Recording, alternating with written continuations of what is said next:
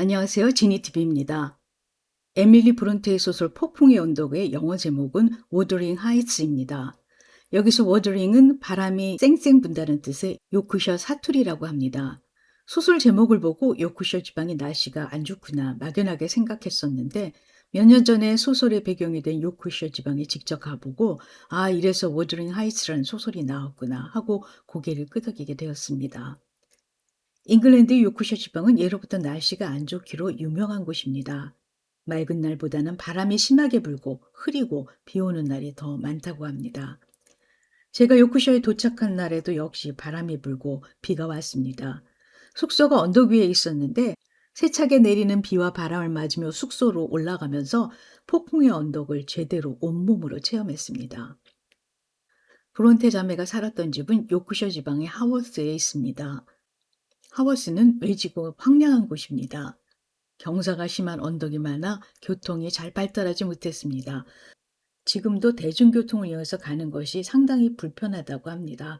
그만큼 접근성이 떨어지는 곳이죠. 마을 분위기도 날씨만큼이나 우중충했습니다. 건물 색깔이 칙칙해서 그런지 스산한 기분이 들었어요. 브론테 자매가 살던 집은 지금 박물관으로 쓰이고 있는데 외관은 그냥 평범했습니다. 그래도 정원은 나름대로 아름답게 잘 꾸며져 있었습니다. 바로 이 집에서 목사인 패트릭 브론테 그리고 그의 자녀인 샬롯, 브라넬, 에밀리, 앤 네 남매가 살았습니다. 남매의 아버지는 성격이 굉장히 엄하고 완고했다고 합니다. 이렇게 생각이 꽉 막힌 아버지 밑에서 살아남기 위한 일종의 생존 전략이었을까요? 네 남매는 자기들끼리 똘똘 뭉쳐 이 집을 자기들만의 왕국으로 만들었습니다. 네 남매가 본격적으로 스토리텔링에 돌입하기 시작한 건 브라넬이 12개의 장난감 병정을 갖게 되면서부터입니다. 그 12개의 인형 중에서 자기 마음에 드는 병정을 하나씩 선택해서 거기에 맞는 이름을 붙였습니다.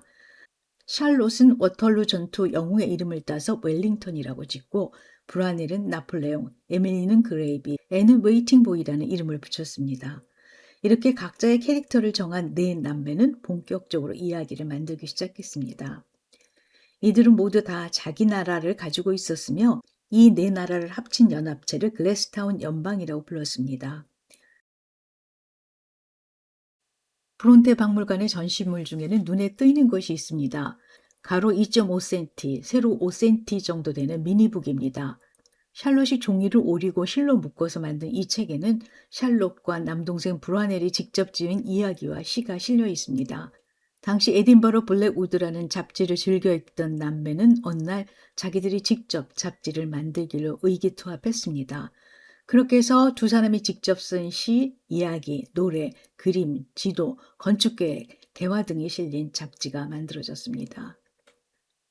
샬롯이 만든 미니북에는 글래스타운 연방 사이에서 벌어지는 흥미진진한 이야기가 아주 작은 글씨로 쓰여 있습니다. 이 이야기들은 어린아이들이 썼다고는 믿기지 않을 만큼 잔인한 대목도 많고 부도덕한 이야기도 많습니다. 아버지가 이걸 말리지 않았을까 궁금해하는 사람이 있는데 미니북에 쓰여 있는 글씨가 너무 작아서 시력이 안 좋은 아버지는 읽을 수 없었다고 합니다. 브론테 박물관에 있는 미니북은 브론테 남매가 정신적으로 상당히 조숙했으며 놀라운 스토리텔링 기술을 가지고 있었다는 것을 보여줍니다. 미니북을 처음 만들 당시 샬롯의 나이는 13살이었습니다. 그래서 그런지 책 자체의 모양은 매우 조야합니다. 제본이나 가위질, 글씨체 등 모든 면에서 솜씨가 서툴다는 것이 그대로 드러나 있습니다. 그런데도 불구하고 고작 13살에 불과한 아이가 이런 방식으로 자기만의 책을 만들었다는 건 놀라운 일이 아닐 수 없습니다. 이 미니북은 현재 20권 정도가 남아 있는데요. 그중 한 권이 2011년 소더비 경매에서 110만 달러에 팔렸다고 합니다. 브론테 박물관의 거실에는 양쪽이 접히는 커다란 마호가니 테이블이 놓여 있습니다. 바로 이 테이블이 창작의 원천이었습니다. 이 자리에서 수많은 인물이 탄생하고 수많은 이야기가 만들어졌습니다. 테이블 위에는 틴박스라고 불리는 상자가 놓여 있습니다. 에밀리와 앤은 정기적으로 일기를 쓰지 않고 마음 내킬 때 종이에다 일기를 써서 그것을 이 틴박스에 보관했습니다. 테이블 표면에는 E자가 새겨져 있고 브론테 남매 때 생겼을 것으로 추정되는 잉크 자국과 검게 그을린 양초 자국이 그대로 남아 있습니다. 서재는 패트릭이 목사 업무를 보고 아이들을 교육하던 방이었습니다. 서재에서 가장 눈에 띄는 건 캐비넷 피아노입니다. 네 남매 중에서는 에밀리가 가장 피아노를 잘 쳤다고 합니다. 그녀는 열정과 강력한 에너지를 가진 베토벤의 음악을 좋아했고 마찬가지 이유로 영국신 바이든의 작품을 좋아했습니다.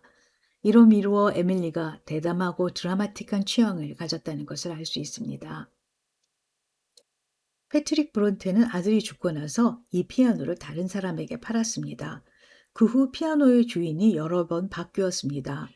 그러다가 1916년 딕슨 부인이 남편의 유품인 피아노를 소더비 경매에 내놓았습니다. 그런데 낙찰가가 부인 마음에 안 들었던 모양입니다. 그 값을 받고 팔 바에야 차라리 좋은 일을 하는 게 낫지. 이런 마음에 경매를 철회하고 남편을 추모하는 뜻에서 피아노를 브론테 박물관에 기증했습니다. 기증 당시 피아노는 연주가 불가능할 정도로 완전히 망가져 있었습니다. 이것을 연주가 가능한 상태로 복원해서 지난 2010년 브론테 박물관에서 피아노 연주회를 갖기도 했습니다.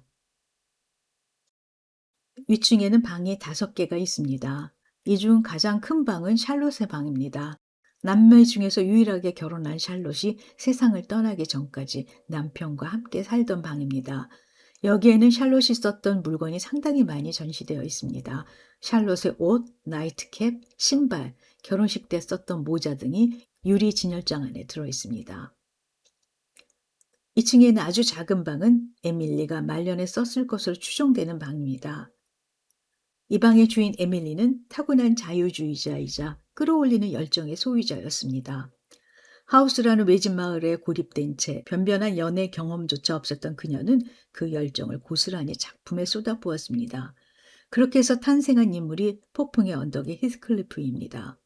복잡 미묘한 성격의 히드클리프는 그녀의 내면에서 부글부글 끓어올랐으나 끝내 소진되지 못한 야성의 에너지가 폭발해서 탄생한 괴물이라고 할 수 있습니다. 물론 당시 사회는 이 괴물을 받아들이지 못했습니다. 폭풍의 언덕의 제인 에어보다 대중적 인기를 얻지 못했던 것도 이 때문입니다. 인기는커녕 혹독한 비판을 받았습니다. 비평가들은 폭풍의 언덕을 역겨운 소설, 사악한 소설, 예술적으로 미성숙한 소설, 덜 문명화된 소설이라고 했습니다. 에밀리가 세상을 떠난 후 그녀의 책상 서랍에서 폭풍의 언덕에 대한 혹평이 실린 신문 스크랩이 발견되었습니다. 작가니까 당연히 자기 작품에 대한 세상 사람들의 평가가 궁금했겠지요. 그래도 이런 혹평을 읽는 것은 무척 고통스러운 일이었을 겁니다. 박물관에서 나와 바람이 몹시 부는 언덕으로 올라가 건너편을 바라보았습니다. 저 멀리 언덕 위에 풍력 발전기 몇 대가 힘차게 돌아가고 있는 것이 보였습니다. 에밀리 브론테에게 문학적 영감을 선사했던 그 바람이 이제는 전기를 생산하는 실용적인 목적으로 쓰이고 있는 것을 보면서 격세지감을 느꼈습니다.